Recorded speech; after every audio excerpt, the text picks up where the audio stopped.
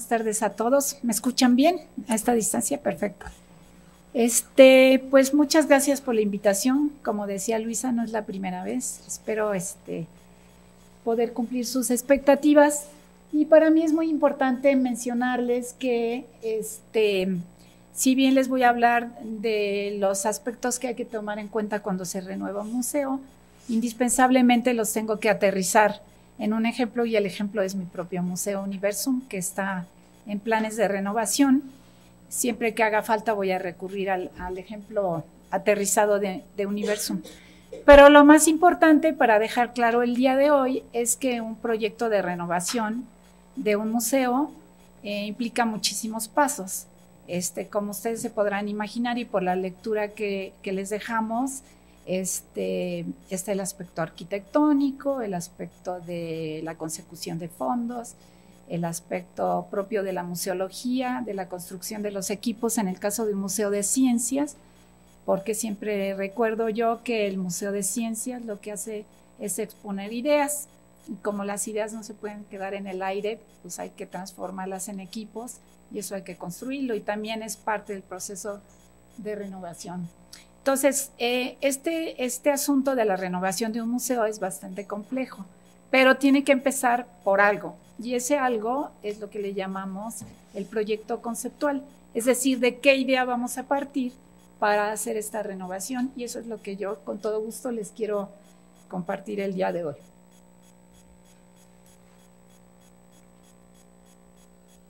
Bueno, lo primero que es necesario para llevar a cabo un proyecto de renovación, en el entendido de que va a ser un cambio de un museo que ya existe, más o menos la mayoría de los museos se renuevan completamente, en particular los de ciencias, con un retorno de 20-25 años. Ese es nuestro caso, que estamos cumpliendo 25 años. Y uno de los pasos fundamentales para renovar un museo, obviamente, es retomar su historia, porque sobre esa historia nos vamos a montar para hacer una nueva propuesta. Entonces, para los que no conocen del todo nuestra historia, Universum, como les decía, fue inaugurado hace 25 años por el entonces rector de la UNAM, el doctor José Sarucán, y fue un proyecto bastante novedoso, que surge de una idea de muchos años del propio doctor Sarucán. Y ese proyecto muy pronto superó las expectativas que teníamos. En un principio pensábamos en un museo dedicado especialmente a los universitarios, y esta cifra de los 18 millones y más nos mostró muy pronto que nuestro público prioritario no solamente eran universitarios. Pronto empezamos a tener todo tipo de público, particularmente público escolar. Aquí les pongo un aproximado actual de cuántos grupos escolares, no de cuántos escolares porque no me cabría la cifra, pero muy pronto nos llenamos de escuelas. Y allí empezamos a ver que el museo tenía otra vocación más de la planeada, que es atender a las escuelas. ¿Por qué? Porque la escuela en México, sobre todo la escuela básica, carece en muchas ocasiones de los elementos necesarios para la comunicación de las ciencias, para la divulgación de las ciencias y para la propia enseñanza formal de las ciencias. De manera que Universum se convirtió muy pronto en un espacio como una herramienta didáctica para la escuela básica. Esto obviamente tuvo una implicación muy interesante, que fue cómo hacemos para un discurso que se construyó de entrada para universitarios, sobre todo bachillerato y las carreras de la UNAM, ¿cómo adecuamos este discurso a los escolares? Esto nos llevó necesariamente a buscar nuestros aliados indispensables, que son los anfitriones, los guías de museo, anfitriones para Universum, y que tienen la capacidad de hacer la adecuación del discurso a todo tipo de público, no solamente a los escolares. Entre otras cosas, se han dado más de 500,000 de visitas guiadas en estos 25 años.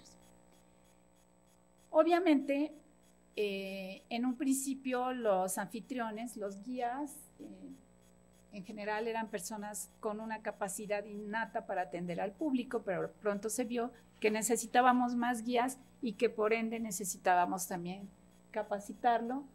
Y entonces se instauraron cursos de capacitación que hasta la fecha continúan, que han tenido una evolución muy interesante a lo largo de estos 25 años, pero que ha servido de modelo incluso para muchos otros museos, no solo en México, sino en el extranjero. Entre otras cosas que han ocurrido durante estos 25 años y que estamos tomando en cuenta para el proyecto de renovación, es que el museo no solamente son exhibiciones, las actividades han sido una parte prioritaria, fundamental, acompañante de las exhibiciones, en este afán de adecuar al discurso a muchos más públicos. Otro asunto en el que Universum fue pionero fue en la instauración de los monólogos del teatro científico. Ahora nos sorprenden grupos extranjeros que nos dicen que ellos instauraron los monólogos. Creo que es al revés. Esta es la escena de una obra de teatro que tuvo mucho éxito, que se llamó Crepas de Energía, donde había una cocina instalada. Los que lo vivieron lo recordarán, y se presentaban a través de recetas de cocina las transformaciones de la energía. Tuvo mucho éxito, y cuando al director en aquel entonces, el doctor Flores, se le dijo que una instalación necesaria era una cocina moderna, dijo, pero ¿cómo? ¿De qué están hablando? Pero funcionó muy bien.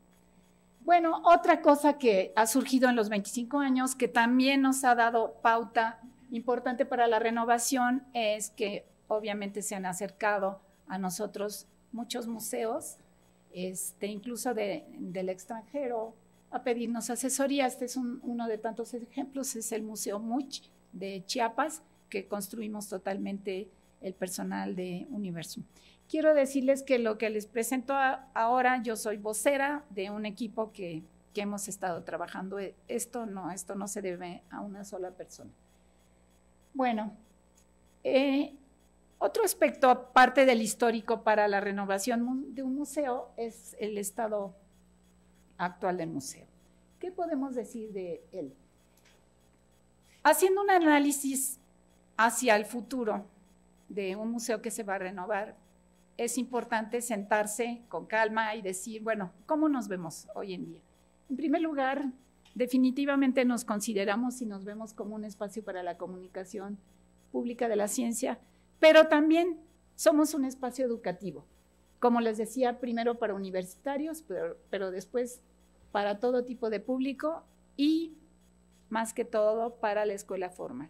Esa vocación no la podemos dejar de lado y la tenemos que tomar en cuenta para el nuevo museo.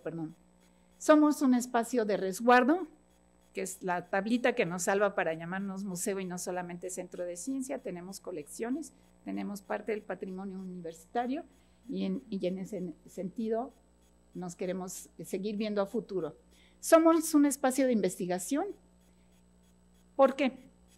Porque a lo largo de estos años hemos visto que el espacio del museo nos ha ayudado a entender cómo comunicar la ciencia fuera de la escuela, además de cuál es la mejor forma de exhibir tanto colecciones como las propias ideas de la ciencia. Pero aquí se han realizado muchísimas tesis, particularmente de psicología y de pedagogía, en las que se aborda el problema de cómo se aprende fuera de la escuela, que ha dado mucha luz a la propia enseñanza de las ciencias. Somos un espacio con vocación social, y somos un espacio para la cultura científica. Definir qué es eso de cuál es nuestra actuación como generador o propiciador de la cultura científica, el espacio del museo, es bastante complicado, porque la definición de cultura científica no la tenemos tan a la mano. Podría ser yo mucho más cobarde y saltarme rápido la diapositiva, pero sí quiero dejarles, porque no tengo todos los elementos para demostrar aquí, científicamente hablando, porque somos un espacio para la cultura científica. Debiéramos serlo, en todos nuestros documentos aparece eso, pero sí quisiera que se quedaran con la idea de que lo que estamos buscando en el público es que pueda entender las ideas científicas y una cosa importantísima que es parte de las definiciones de cultura científica, poder construir argumentos racionales. Si nosotros como museo logramos esto en nuestros visitantes, cualquiera que estos sean, ya nos podemos dar por bien servidos en cuanto a nuestra misión. Bueno, obviamente está la historia del museo, como les decía, cómo nos vemos hoy en día, y acabaré la presentación diciéndoles, después de presentarles el proyecto de renovación, cómo nos queremos ver a futuro. Pero un elemento súper importante es que en estos 25 años ha pasado de todo, aparte de nuestra propia historia. En el ámbito de la ciencia y la tecnología, que es, digamos, nuestra materia de exhibición, pues hay avances muy acelerados que están sujetos también a una preocupación muy fuerte por el futuro. Hoy, y no hace 25 años, se oían tanto sobre cambio climático, enfermedades emergentes, problemas de urbanización, todos los aspectos de deterioro ambiental. Entonces, esto es indispensable considerarlo, porque lo que ha sucedido es que la ciencia, como cambia tan rápido, se le va de las manos al público, el público le ve poca aplicación a su vida cotidiana y además tenemos una población ya muy grande y cada vez más creciente que le cuesta mucho trabajo actualizarse. Entonces, cuando se lee una noticia en el periódico acerca de estos problemas que les muestro o cualquier otro tema científico, mucha gente se siente totalmente aislada de estas problemáticas. El otro aspecto que ha cambiado en estos 25 años es el aspecto educativo. Nosotros estamos clarísimos que somos, como les decía en la diapositiva anterior, somos un ambiente educativo y aquí contamos afortunadamente con una situación promisoria en cuanto a que tenemos muchos modelos teóricos que nos permiten, que nos apuntalan como aspectos de la naturaleza de la ciencia, aspectos de concepciones alternativas y aspectos de la dialogicidad, que les voy a explicar más adelante, porque tenemos una situación en el país con bajos resultados en general y en particular en ciencias. Volvemos a insistir en nuestro necesario compromiso con la educación formal, el problema que ya les mencionaba de muchos años sin escuela y la necesidad de actualizar el público. Pero como les decía, somos un espacio de comunicación de la ciencia. ¿Y qué ha pasado en estos 25 años con la comunicación de la ciencia? Pues han pasado un chorro de cosas.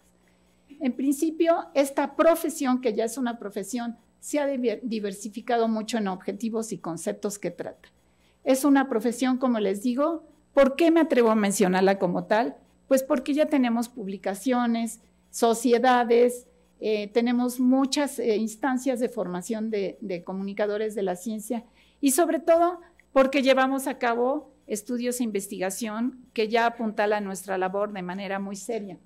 Y una noticia más para los que no la sepan, en el discurso oficial, sobre todo de CONACYT y del gobierno, está incorporado el asunto de la comunicación de la ciencia como una tarea prioritaria educativa. Y bueno, ahí tiene sus ventajas y sus desventajas, pero muchas más ventajas. Pero lo que quisiera hacer hincapié es que ha pasado en estos últimos 25 años, pues ha cambiado mucho los museos y centros de ciencia. En primer lugar, hemos tenido un desarrollo histórico muy particular, donde cuando surgimos más o menos hace 30 años, digamos ya en el estilo que tenemos actualmente, la interactividad se veía como la gran aportación. La interactividad se empezó a definir, se empezó a estudiar, se empezó a no tener tan clara en qué consistía y después se empezaron a incorporar las nuevas tecnologías que se fueron comiendo, digamos, a la interactividad. La interactividad se empezó a confundir con los medios digitales, con los medios de comunicación actuales y se empezó a perder, digamos, creatividad en estos espacios, que empezaron a competir con espacios de diversión, al punto que en la literatura nos encontramos a finales de los 90 una discusión muy fuerte si es un lugar de educación el Museo de Ciencia o es un lugar de entretenimiento y se acuña la palabra edutainment. Lo importante a partir de este siglo es que muchos autores, entre ellos Liza Robert, han dicho que lo que el museo necesita es contar una historia, tener una buena narrativa. Y ese elemento lo estamos tomando muy en cuenta, como les voy a explicar después, para la propuesta de renovación. Además, ahora hay mucha investigación y evaluación de los proyectos museales, de las actitudes de los museos, de sus actividades y de sus propias exhibiciones, pero el asunto prioritario aquí es la comprensión del fenómeno que ocurre en los museos de ciencia, que es el aprendizaje informal. Ya no tenemos duda de que en los museos de ciencia ocurre un fenómeno personal, idiosincrásico, y donde la gente se acerca a la ciencia y al propio museo de manera de acuerdo a sus necesidades, a sus motivaciones, a sus intereses. Y a ese fenómeno se le llama aprendizaje informal, está en la literatura, y esto nos ha permitido tener un objeto de estudio y de seguimiento que nos permite entender muchos de los fenómenos que ocurren en el museo. Bueno, hago aquí un alto en el camino porque la renovación de la que yo les estoy hablando es principalmente de exhibiciones, pero no podemos olvidar que el museo se compone también de actividades y de otros espacios donde se divulga la ciencia. Hablo de los museos y centros de ciencia. Entonces, yo estoy hablando prioritariamente de exhibiciones, pero voy a tener que tocar en algunos momentos otros espacios. Bueno, otro insumo muy importante para un proyecto de renovación es ir por el mundo, pedir opiniones, ver otras cosas. Ya vimos el papel de la historia del propio museo y cómo se ve el museo actualmente, y por otro lado, cómo han sido los avances sobre todo en materia de museos de ciencia. Pero obviamente, al tener una profesión que es la comunicación de la ciencia, como les dije, ya más avanzada, tenemos acceso a otros conocimientos a través de los congresos, talleres, las visitas y demás. Y esto nos ha permitido enterarnos que existen por allí nuevas tecnologías para la exhibición. Y ese es yo quiero eso para la renovación, ¿no? Por otro lado, estamos convencidos, y lo hemos visto en otros lados, que necesitamos probar lo que vayamos fabricando, es decir, probar nuestros prototipos, porque ustedes saben que la inversión en un prototipo es un equipo es muy alta, y más vale que en el prototipo veamos si vamos bien o nos regresamos, y no hasta que ya está montado y exhibido, lo cual encarece mucho la exhibición. Otra cosa que hemos tomado de afuera y que también tenemos en Universum, pero la queremos proponer todavía con más intensidad, es contar con más espacios de realidad virtual y ampliar nuestros espacios para demostraciones. Hemos visto que la enseñanza informal de la ciencia, el aprendizaje informal de la ciencia, ocurre de manera mucho más fluida en espacios para demostraciones. Por otro lado, si bien Universum ha sido un lugar por su carácter de museo universitario importante para la reunión de científicos que están en contacto con el público, lo cual enriquece mucho la experiencia, queremos contar con muchos más espacios de esta índole. Por otro lado, no quitamos el dedo del renglón, que hemos visto en otros sitios lo bien que funciona, y en lo cual Universum fue pionero, es en el aspecto de relacionar la ciencia con el arte y tener espacios para creadores que estén trabajando en este ámbito. Estamos también pensando y un poco tomando ideas de otros lados en espacios para que tanto los visitantes vean cuando se están creando los equipos y haciendo la museografía y digamos la parte de diseño industrial, también para convocar a estudiantes de la UNAM, sobre todo de diseño, para que traigan sus equipos, hacer concursos y ¿por qué no invitar al propio público? Hay gente muy creativa. Imagínense la emoción de un visitante que pueda haber exhibido algo que ha creado. Bueno, entre otras cosas, les dije que iba a hablar de exhibiciones, pero no puedo dejar de mencionar pues que necesitamos renovar la taquilla. No quiero hablar de la taquilla de Universum. Necesitamos tener una cartelera más accesible, más viva, más cambiante día a día. Queremos enriquecer todavía más las visitas con los códigos QR, ya los tenemos, pero queremos que sea una cosa mucho más constante y sobre todo no queremos quitar el dedo del renglón de la accesibilidad y la inclusión. Hay ya muchas propuestas en muchos museos del mundo muy interesantes sobre la inclusividad, sobre cómo resolver las cédulas Braille. Este es un museo de Costa Rica, de Colombia, que son las instrucciones de cómo manejar un equipo para un invidente. Y así hay muchas soluciones muy interesantes para ser más inclusivos y más abarcativos. Y otra cosa que está planteada en el proyecto de renovación es que si bien los museos de hace 25 o 30 años tenían una exhibición muy temática, muy parecida a las temáticas escolares, digamos por disciplinas, la idea ahora es que si bien no queremos que el visitante se angustie porque no sabe cuánto le falta para salir o cuánto lleva el recorrido y cuánto le va a aguantar el dolor de pies, sí queremos que cambiar el concepto de sala por concepto de área, donde cada área tenga un distintivo para que el público sepa dónde está y cuánto le falta, pero para que no sienta que está entrando a la sala de física, de química, de biología, de ecología, etc. Bueno, pero resulta que somos un museo universitario y entonces pues tenemos muchas aportaciones dentro de la propia universidad o de los visitantes que nos acompañan, como les decía, en congresos, con una serie de colaboraciones y apoyos que nos han dado ideas. Nosotros también hemos dado ideas y así nos retroalimentamos y llegamos a propuestas mucho más enriquecidas. Y tenemos realizados aquí en Universum una serie de estudios que nos han servido de base para la propuesta de renovación.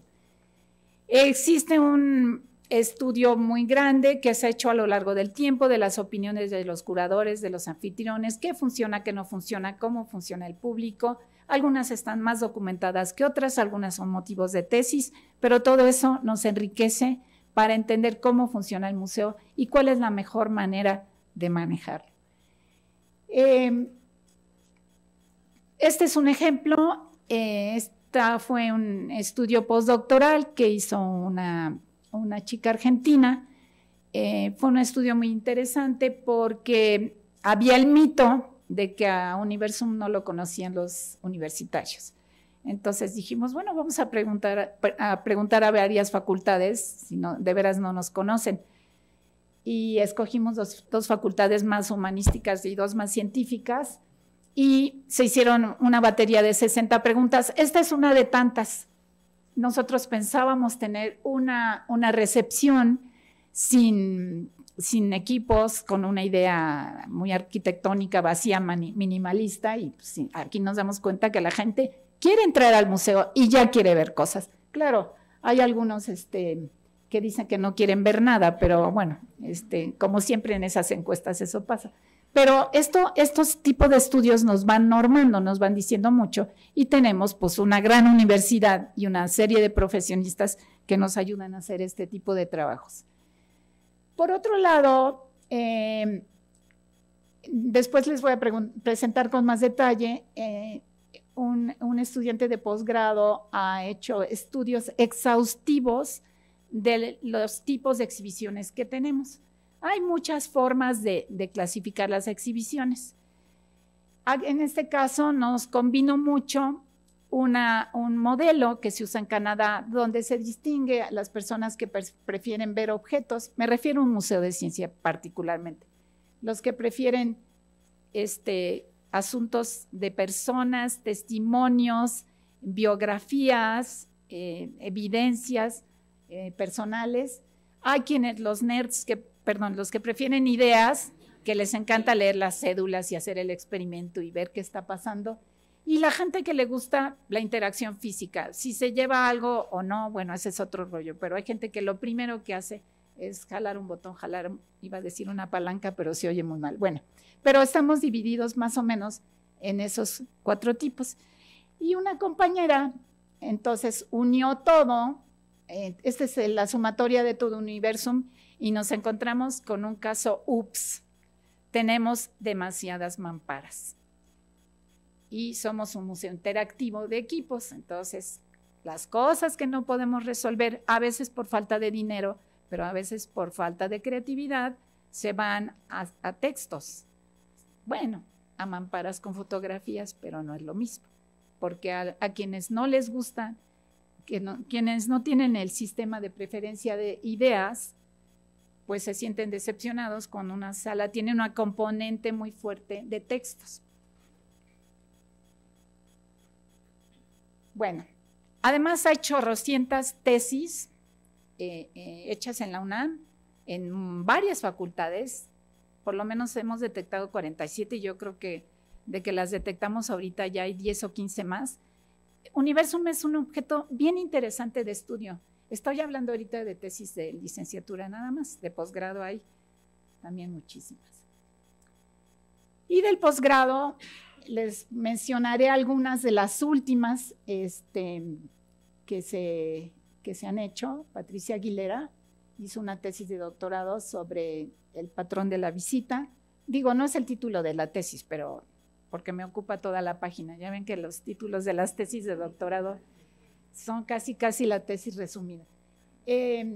Marco Ortega, que es el que empezó a hacer el asunto del modelo de los tipos de equipamientos, entre otras cosas está promoviendo la evaluación de las emociones de los visitantes con un método muy novedoso.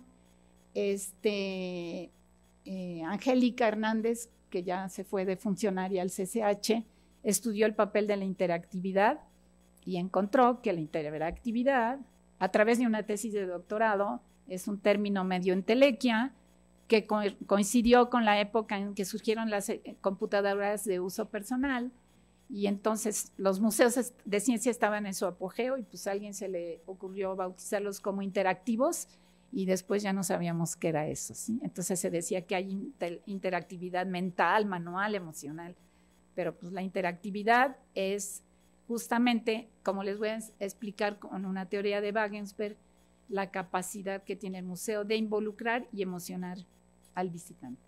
Otra de las tesis es cuáles son los elementos más exitosos en 17 museos del mundo, ni más ni menos, cuáles son la mejor forma de hacer cédulas, los mejores equipos, las mejores temáticas. Esta chica consiguió todos los viajes habidos y por haber del posgrado, de algo sirve el posgrado, y pudo comparar 17 museos. Y está por recibirse Yasmín con el estudio de las actividades complementarias en los museos y el papel que juegan en la comunicación de la ciencia. Y hay una tesis más, que no es de la UNAM, es de la UAM, sobre cuál es la manera óptima de desarrollar exposiciones a partir de un plan de acción. Esta es una tesis de diseño industrial y como ya vi en el programa que presentó Luisa, creo que en febrero viene Javier, ¿no? Sí. Entonces no le robo su tema. Bueno. Con este rollo de todo lo que hay y lo que tenemos encima, que no es nada despreciable y que no lo podemos hacer a un lado porque es lo que nos alimenta y es nuestra realidad, ¿cuál fue nuestro punto de partida? Para hacer una propuesta de renovación de Universum. Pues moler a los amigos científicos, no a los supernotables ni a los directores, porque cuando uno le pregunta a una persona así, pues siempre hay compromisos, qué digo, cuál es mi línea de trabajo. En cambio, pues a los científicos de a pie, si es que los hay, fueron súper generosos, consultamos más o menos 18 especialidades, en plática de café, medio, no engañosamente, pero, oye, ¿tú cuáles consideras que son los temas más importantes dentro de tu disciplina? Y pues siempre ayuda una grabadora oculta, entonces nos hicimos de muchísimo material, ¿no? Y pues algo que no podíamos dejar de lado, hay equipos muy exitosos, esos no los podemos olvidar. ¿Cómo recuperarlos? Y aquí fue cuando hace su aparición la tesis de Marco Ortega, donde empieza para hacer un recuento del estado de los equipos en Universum, de acuerdo con el modelo canadiense que les mostré. Se da la tarea, seguramente no come, no duerme y no respira, pero bueno, de hacer un levantamiento en muy poco de tiempo de todas las salas de todos los equipos según este modelo. Aquí les pongo un ejemplo. Esta es la sala de química, vista por arriba. Bueno, esto funciona como mouse, ¿lo ven? Bueno, esta es la entrada. En rojo están los equipos que muestran objetos. Si yo soy una persona nerd, donde mi preferencia por acercarme a los equipos y al museo es por ideas, no digo que todos los que les gusten las ideas son nerds, me estoy calificando. Y yo entro a esta sala donde hay objetos, yo digo, no, esto no es lo mío, y me voy, ¿de acuerdo? Esto se los digo para empezar a encontrar la importancia a este modelo, de tratar de ser más incluyente a los modos de preferencia de acercamiento a los equipos. Les voy a mostrar ahora un ejemplo mejor, y no es barba porque ya el director no es astrónomo. Sí, hace unos años hubieran dicho, está barbeando el director, no es el caso. La sala de Universo, si se fijan, hay unos cuantos objetos, en azul están los interactivos, en verde están los equipos que muestran que hay pocos, que muestran testimonios, historias de vida, etcétera, y los amarillos son ideas. Esta es una sala mucho más distribuida.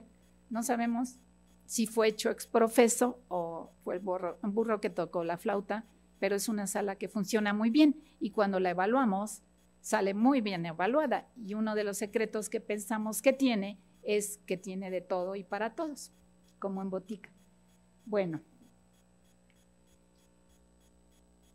Y nos dimos a la tarea para hacer el planteamiento de hacer una recopilación en la literatura y a través de la revista Cómo Ves. La revista Cómo Ves se edita aquí en la Dirección General de Divulgación de la Ciencia y es una revista básicamente para estudiantes entre bachillerato y facultad, aunque los maestros la consultan mucho. Nos dimos a la tarea de ver cuáles eran los temas más recurrentes en estos 20 años que tiene la revista y además ver en la literatura qué nos dicen los expertos, cuáles son los temas que debería de tener una persona con una cultura científica aceptable. No los quiero asustar, pero cuando vean esta lista se van a inquietar muchísimo, como yo me inquieto cuando la veo, porque cuando uno ve los conceptos que uno debería conocer para decir soy medianamente culto en ciencia, es para llorar. O sea, yo soy bióloga de profesión y podría defenderme en 2, 3 temas, pero no en todos.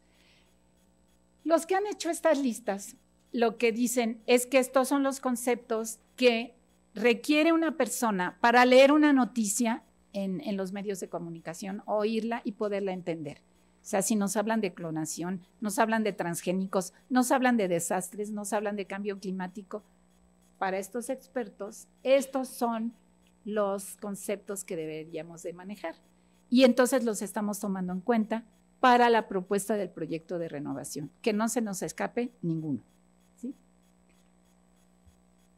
Y además tenemos una serie de, digamos, limitantes en el sentido de que hay espacios en los que se ha invertido mucho o son muy nuevos. Uno de estos es esta donación, se llama el BioLab, es un laboratorio súper equipado que tiene muy poquito tiempo y pues no lo podemos quitar, o también por la razón de que tiene unas instalaciones muy complicadas de mover. Entonces, pues el proyecto de renovación va a tener que incluir la conservación de ciertos espacios o de ciertas obras que están catalogadas y no se pueden tocar, etc. Todo esto nos mete en el grandísimo reto de meterlo en 12,000 metros cuadrados. ¿Sí? Ahí empiezan nuestros problemas. ¿Cómo metemos, como los chistes, ¿no? ¿Cómo metemos un elefante en un Volkswagen? ¿Cómo metemos todo eso en 12,000 metros cuadrados? No está fácil, ¿sí? Pero también es un reto súper interesante. Bueno, lo primero que hicimos, y ahora sí vamos a pasar ya a cómo lo empezamos a resolver, insisto, teóricamente, fue definir 3 aspectos que no podían estar faltando en ninguno de los espacios del museo, en ninguna de las actividades, en ninguna de las conferencias, en nada de lo que se haga en este museo. Y es siempre hablar de la ciencia en la UNAM. Universum lo hace, pero no lo hace con una constancia como quisiéramos. Y todos los temas que les puse en la lista macabra los trata algún investigador de la UNAM. Entonces no los podemos dejar de lado. Además, somos un escaparate de la ciencia de la UNAM, no la podemos olvidar. Por otro lado, está el aspecto de la sostenibilidad. La sostenibilidad como concepto en muchos de los espacios del museo, ahora van a ver sobre todo en el segundo nivel, pero también en la construcción y en la renovación de los espacios de los equipos. No podemos seguir usando agua potable, para regar, tenemos que tener sistemas de ahorro de energía, tenemos ya algunos ofrecimientos de empresas que nos quieren donar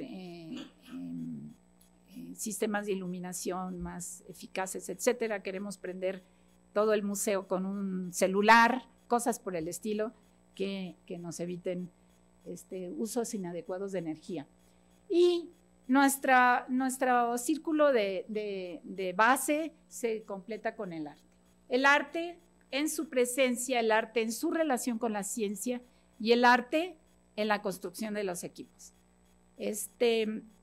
Oppenheimer, el creador del Exploratorium, que es el museo modelo de este tipo de museos, en los años 60 decía, bueno, ¿y por qué construyen esos equipos tan horrorosos? ¿Por qué no los hacen artísticos? Y creo que es una cosa que todavía tenemos que explorar.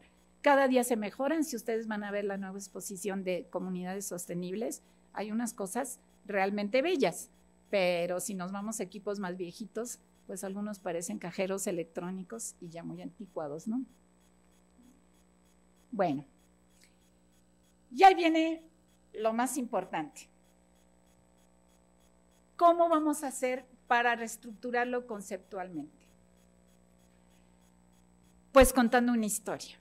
Aquí la idea básica que tenemos es que a lo largo de todo el museo y en todos sus espacios, quien lo recorra en su totalidad o lo recorra por partes, se puede hacer de narrativas, de historias, de cuentos, ya sea parcialmente o unirlos todos para contar una gran historia.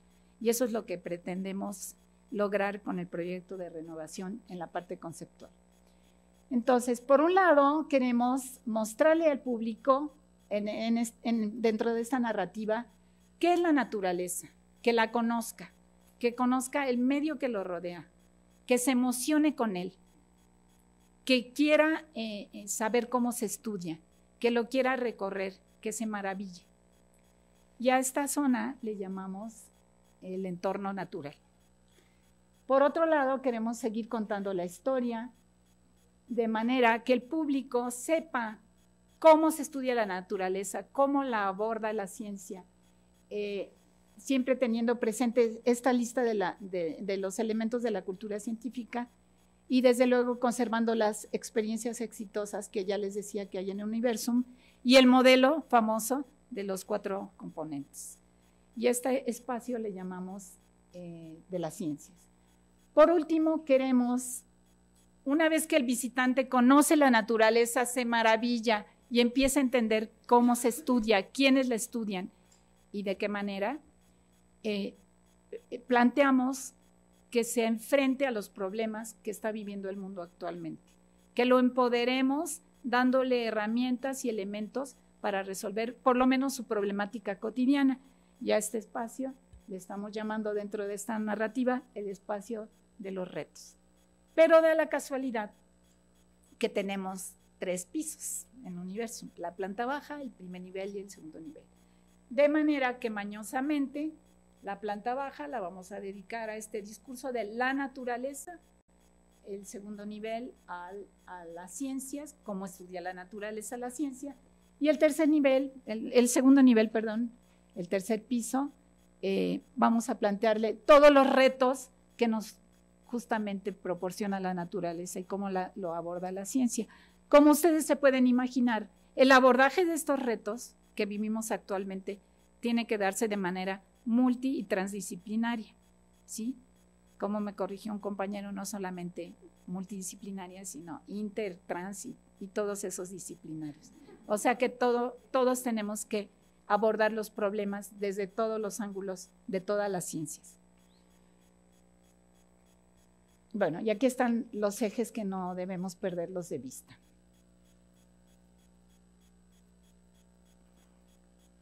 Ay, espérenme, me está faltando uno.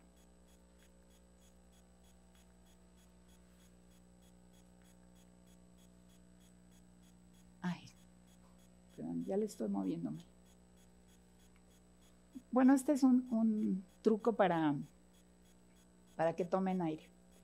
Bueno, una de las teorías más importantes que estamos considerando es la idea de Wagensberg del Museo Total.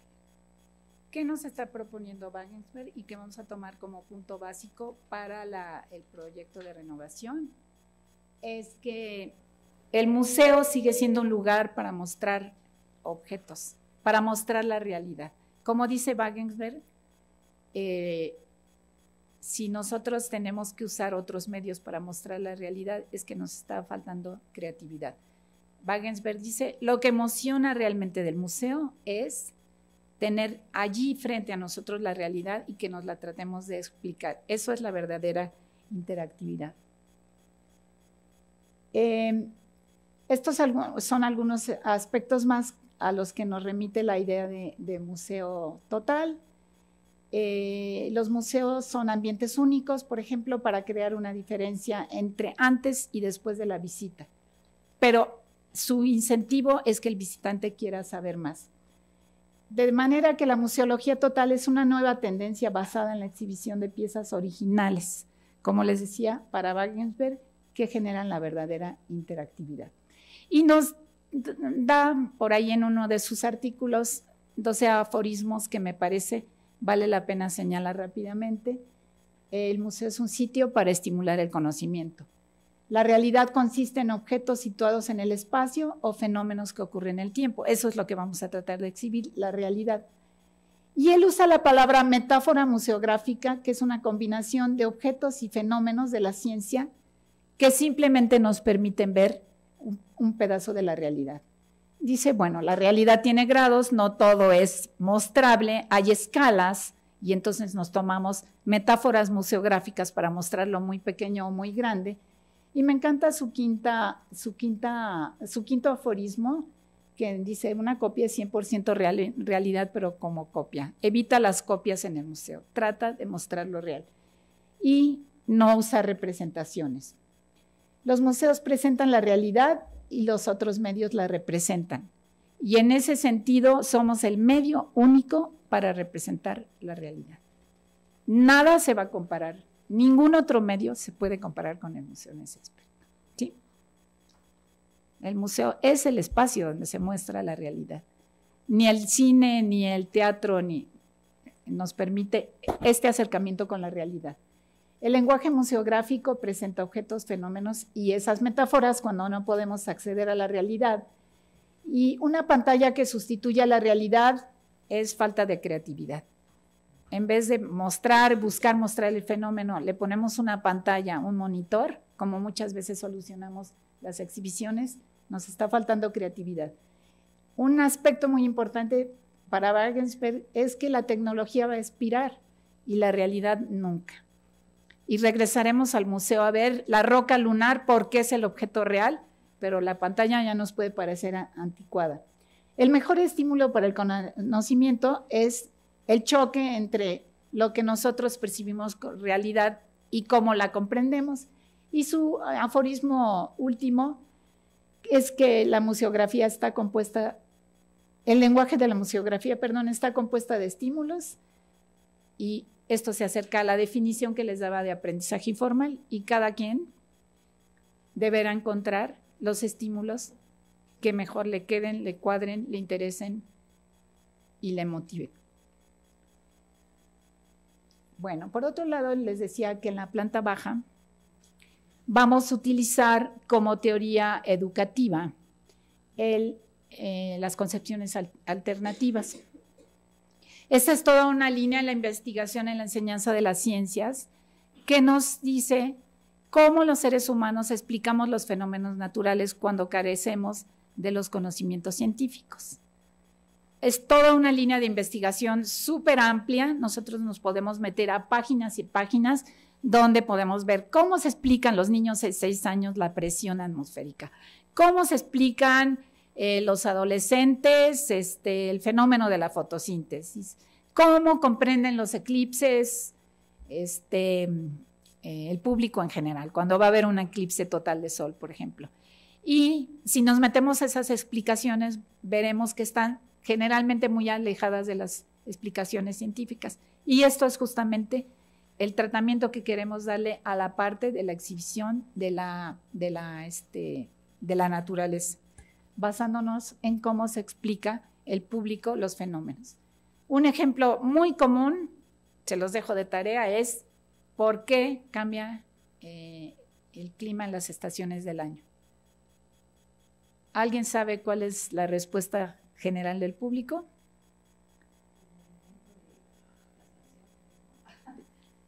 Sí, esa es la explicación alternativa.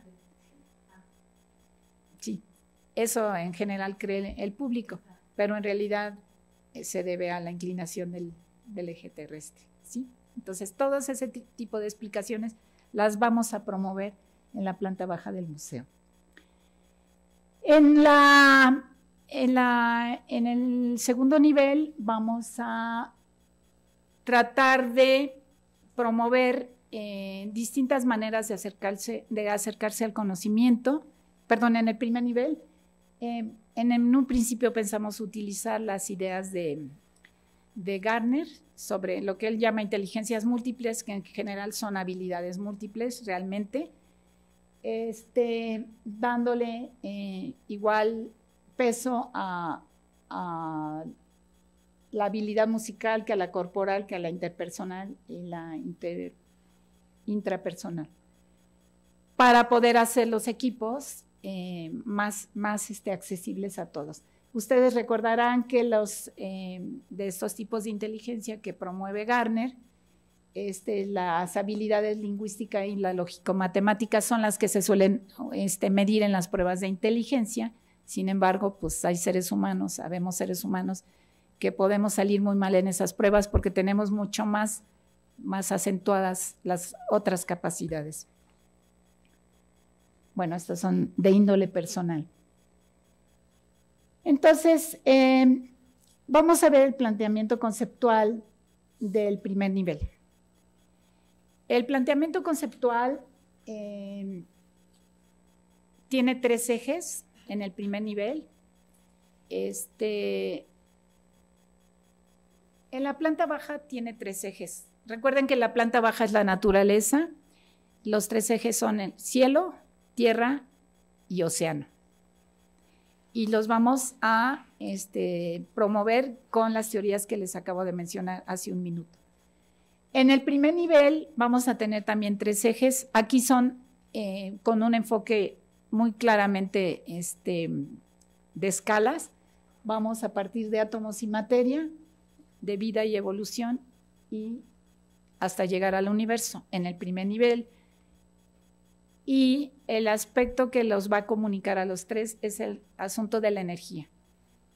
Es el conector excelente para unir átomos y materia, vida y evolución y universo. Desde luego, vamos a meter aquí los conceptos de cultura científica que les mostraba. Vamos a hablar de la naturaleza de la ciencia.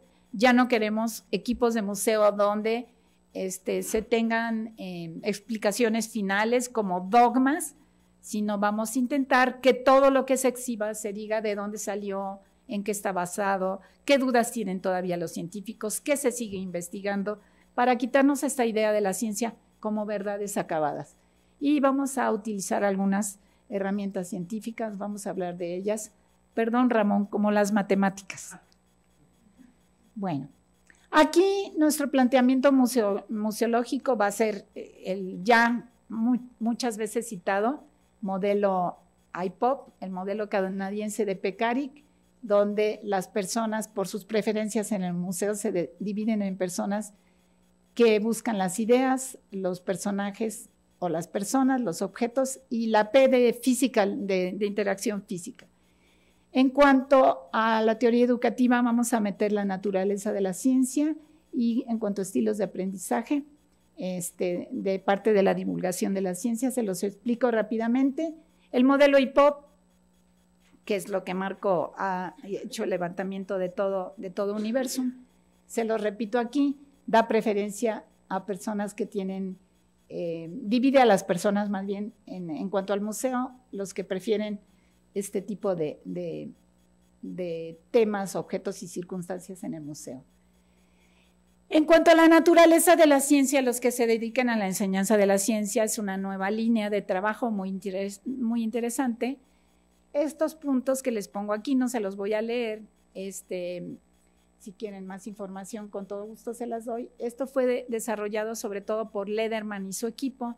Ellos hicieron un estudio con un cuerpo muy amplio de científicos y los sentaron y les dijeron, a ver, dinos sobre estos temas de la ciencia, ¿tú qué opinas? Y estas son las conclusiones de un estudio que duró 6 meses con un método que se llama Delphi, y entre las cosas que sacaron es que el conocimiento científico sigue un método riguroso, que no hay verdades científicas como tales, que las personas de todas las culturas contribuyen a la ciencia, que los científicos necesitan disponer de registros exactos, pero siempre estar siendo revisados por iguales. O sea, si se fijan ustedes en estos preceptos que surgieron del propio interrogatorio a los científicos, se ve otra forma de mirar a la ciencia, no esta forma que nos enseñaron a nosotros en la escuela, dogmática, cerrada, conclusiva, neutral incluso. Y eso queremos transmitirlo a través de nuestros equipos, de los que ya existen, que vamos a conservar, vamos a tenerles que dar un tratamiento para incluir cómo se descubrió eso, por qué se descubrió así, qué se sigue trabajando al respecto, qué dudas se tienen, porque algunos equipos sí tienen ese estilo como tan conclusivo, ¿no? Bueno, ¿por qué vamos a meter los estilos de aprendizaje? Porque estamos preocupados por el asunto de ser muy inclusivos. Ya lo estamos haciendo a través del modelo IPOP, con ideas, personas, objetos y física, pero también queremos incluir las formas en que se pueden clasificar cómo aprenden las personas. Bueno, si nosotros tenemos un eje vertical de las personas, esto es muy general, y las cosas no son tan tajantes, pero sí nos permiten ser mucho más incluyentes y considerar otras formas de aprender, de ver el mundo. Entonces, si nosotros tenemos un eje donde hay personas que prefieren percibir y sentir las cosas, o sea, tener experiencias concretas, y su contraparte, las personas que prefieren pensar las cosas, o sea, hacer una conceptualización abstracta, ese sería un eje. Y en otro eje tenemos a las personas que prefieren observar, hacer observación reflexiva, y en el otro extremo a las personas que prefieren llamarnos a la obra, experimentación activa. De esos 4 cruces se generan 4 estilos de aprendizaje, según Bernice McCarthy, que me parece que son muy aplicables al museo. De hecho, muchos museos en el mundo aplican esto para que, igual que el modelo IPOP, dé mucha variabilidad a los visitantes, muchas formas de accesar a los equipos, muchas formas de acercarse y de interesarse. Entonces, las personas que prefieren tener experiencias concretas, pero partiendo de una observación reflexiva, se le llama estilo imaginativo. Y se suelen preguntar por qué pasan las cosas, ¿no? Las personas que prefieren observar y hacer conceptualización abstracta, pues son los analíticos, los matemáticos, etc. Las personas que prefieren hacer conceptualizaciones abstractas, pero experimentar activamente, son a los que se les conoce como estilo de aprendizaje dinámico, y los que prefieren tener experiencias concretas y experimentación activa, pues son los que les llamamos de sentido común, que tratan de resolver las cosas con lo que tienen a la mano y rapidito, ¿sí?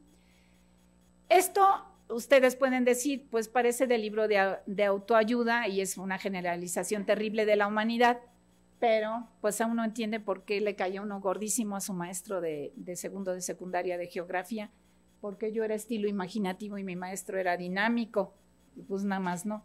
Entonces, esta consideración para los visitantes nos da esa amplitud para poder incluir muchas formas de aproximarse al conocimiento. Y en los museos se puede explotar perfectamente. Si yo hago una exposición de trenes o de ferrocarriles, pues unos van a imaginar, unos van a preferir leer un verso sobre una máquina de la revolución, otros van a preferir estar armando modelos de trenes y otros van a estar viendo cómo funciona un tren, etcétera. Pero si a todos les pongo una mampara que diga, se le dice tren al mecanismo, no sé qué, pues estamos ahuyentando a los visitantes, ¿de acuerdo? Bueno, vámonos al segundo nivel. El segundo nivel también tiene tres nodos que son, acuérdense que el segundo nivel ya trata las problemáticas cuando el público ya se maravilló con la naturaleza, ya sabe cómo la aborda la ciencia, y ahora sí, le vamos a plantear un montón de problemas. Problemas del ambiente, y en particular aterrizados a la ciudad, y la relación entre la ciencia, la tecnología y la sociedad. Aquí también nuestro eje de unión es la energía, pero aquí ¿cómo? Pues, ¿por qué tenemos ese problemón ambiental actual? Por la energía, por el uso de energéticos, mal uso, discriminado, que genera contaminación y problemas de sostenibilidad. Eso va a ser lo que nos va a estar uniendo los tres temas, obviamente hablando de las interacciones entre estos aspectos, cómo conservar la naturaleza y los retos en que ya estamos sumidos el día de hoy, y no se diga el día de mañana. Y aquí queremos empoderar al visitante para que, entendiendo cómo funciona la ciencia y conociendo la naturaleza, pueda abordar estos retos a sus necesidades. Y aquí nuestro planteamiento museológico son las exhibiciones críticas. Ahorita les explico. La teoría educativa es lo que se llama ecología contra ecologismo, y en cuanto a la divulgación de la ciencia, vamos a tratar el aspecto del pensamiento crítico.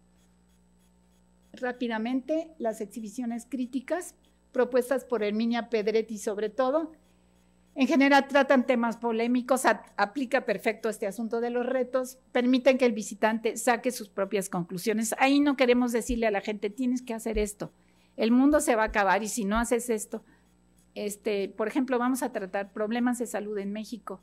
No le podemos decir a la gente, tienes que comer así, ni calificarla, ni asustarla, ni predisponerla.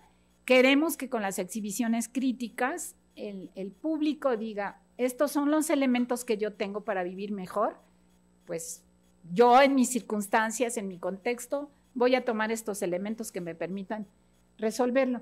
Y además son exhibiciones que siempre permiten la retroalimentación con el visitante, y no les explico más para que Luisa me invite a otro cima a platicarles, ¿sí? Bueno. Respecto al asunto de la enseñanza de la ciencia, nada más les digo ya rápidamente que hay una Postura muy interesante porque vamos a mostrar muchos problemas ecológicos. Y esta postura, sobre todo de los franceses, es que si los problemas ecológicos no están basados en la ecología como ciencia, caemos en el dogmatismo.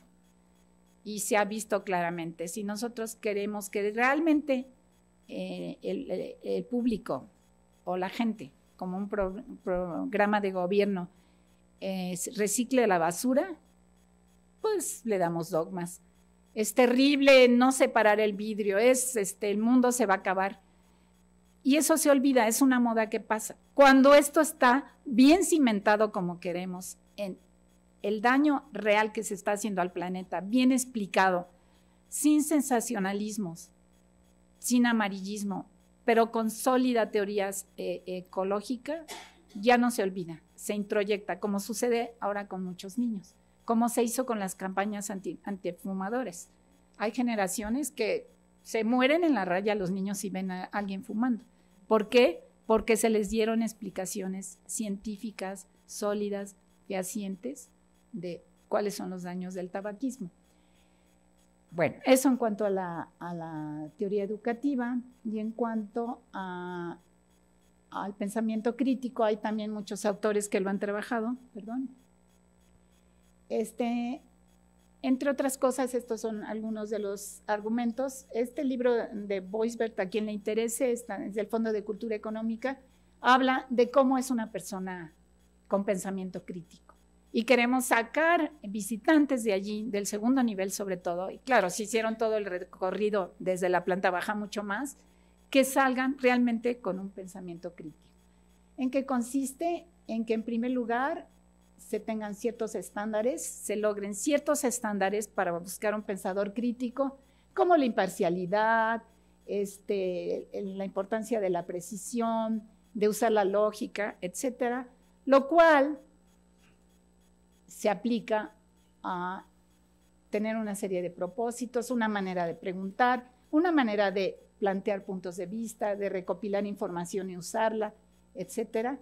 Y esto va a permitir desarrollar características intelectuales que se supone tiene una persona con pensamiento crítico, entre ellas la humildad intelectual, la autonomía intelectual, la integridad, la empatía, la confianza en la razón, etcétera.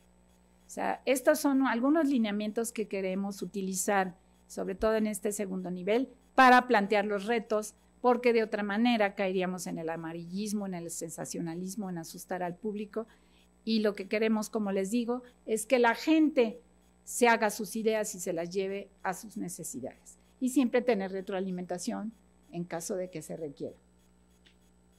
Bueno, ya para ir cerrando, pues casualmente tenemos tres edificios y 3 nodos por edificio. Este es el edificio A de la planta baja, donde vamos a tratar el aspecto de la tierra. Este es un sembrado de temáticas, no de equipos. Todavía nos falta un montón para poder hacer esto. Esto todavía está en papeles, súper teórico, pero sí tenemos claro y tenemos una propuesta de donación del Museo del Desierto, que queremos tener un elemento impactante, sobre todo en la planta baja, y esos van a ser los dinosaurios de México. México somos productores de dinosaurios y no es chiste político, es en serio. Y en la encuesta que hizo Mayra con los universitarios, ¿qué es lo que más pide la gente? Como el hermano de Peppa Pig, dinosaurios. Entonces, pues vamos a poner dinosaurios, ¿sí? Se ve que tengo nietos, ¿verdad? Bueno, en el edificio B de la planta baja vamos a tratar el océano, y aquí tenemos ya una donación impresionante de ballenas. Incluso nos donan una ballena de 32 metros. Queremos, la persona que la ofrece la quiere exhibir hacia afuera del museo de manera que las personas que vengan por Avenida de la Imán la vean en la noche. La planta baja, sí estamos buscando algo de efectismo, atracción, quiero saber más, ¿no? Y en el edificio C de esta planta baja vamos a tratar el cielo. Este es un nombre genérico, obviamente vamos a tratar el cielo más próximo, en otras palabras, la atmósfera y algunos astros que se ven pues casi a simple vista, ¿no? Porque vamos a tener un área de astronomía, que es un área muy exitosa en el museo. Entonces, aquí el aspecto más atractivo es que vamos a tener una gran bóveda celeste de cómo se puede ver el cielo, digamos a distancia no tan lejana. Para el primer nivel, como les decía, este es un asunto de escalas. Vamos a tener el edificio A con átomos y materia. Perdón, aquí está este es el que les digo que ya no podemos quitar, el bailar, el laboratorio aquel. Y se lo vamos a dejar ahí, queda bien con la sala de química. Y aquí en el edificio B vamos a tratar vida y evolución. Nos faltan muchos temas de genética en este museo, de célula. Muchos profesores vienen preguntando dónde está la célula y dónde está la parte de genética. Y como ven, vamos a empezar a destinar espacios para ciencia recreativa y esta parte de usos múltiples para hacer investigación con los visitantes. En el edificio C del primer nivel vamos a tratar prácticamente en toda la zona astronomía y un poco de matemáticas. Vamos a tener la zona de prototipos, que es donde vamos a ir probando los equipos. Bueno, digo vamos porque esa es nuestra intención. Y vamos a tener este laboratorio de innovación y desarrollo tecnológico del que les platicaba al principio. Y para el segundo nivel, donde ya planteamos los retos y vamos a usar las exposiciones críticas, se acaba de inaugurar ya la exposición de comunidades sostenibles, que se va a quedar allí. Vamos a tratar aspectos de conservación del ambiente y vamos a retomar cosas que ya existen, que funcionan bien en la sala actual del agua, aunque la vamos a mover. Vamos a dedicar una buena parte a la ciudad y al agua en la ciudad, junto con el cuidado del planeta. Y en el edificio C vamos a tratar prioritariamente problemas de salud en México, de salud humana y de salud en México y de riesgos. Y algunos aspectos muy importantes, multitransdisciplinarios, sobre la relación entre la ciencia, el ambiente y la sociedad. Bueno, como les prometí al principio, les dije, bueno, ¿cómo nos vemos hoy? Ahora, si llevamos a cabo este proyecto, ¿cómo nos queremos ver? Bueno, lo primero es que queremos lograr que el visitante haga un recorrido total. Si lo hace total, lo puede hacer en partes. No se va a desconectar el discurso si visita una parte o visita todo el museo, pero queremos que pase del impacto de la naturaleza a la reflexión en el segundo nivel. Por otro lado, como les decía, y lo repito porque es muy importante para nosotros, el punto de partida son cómo se explica al público la naturaleza, este asunto de las ideas previas y cuáles deben ser los conocimientos básicos para tener una cultura científica. Como les decía, la visita puede ser por niveles o en su totalidad, pero al ser independiente por niveles debe ser igualmente clara la narrativa y con independencia de trayectorias en un aspecto bastante personal, donde adecuemos los niveles a los niveles escolares y una problemática que se ha desarrollado en estos 25 años, a los adultos alejados de la escuela, que muchas veces no entran al museo y se quedan esperando a sus hijos, y una de las razones es porque me van a preguntar, se va a notar que no sé, eso no es para mí, la ciencia es aburrida, la ciencia me da miedo, queremos evitar todo eso. Desde luego, queremos incentivar los públicos la ayuda a públicos vulnerables. Ya les había dicho que pretendemos cambiar el concepto de sala temática por área, porque además la renovación, cuando cambian algunos conceptos paradigmáticos de la ciencia o haya nuevos descubrimientos, es muchísimo más fácil cambiar una pequeña área que toda una sala.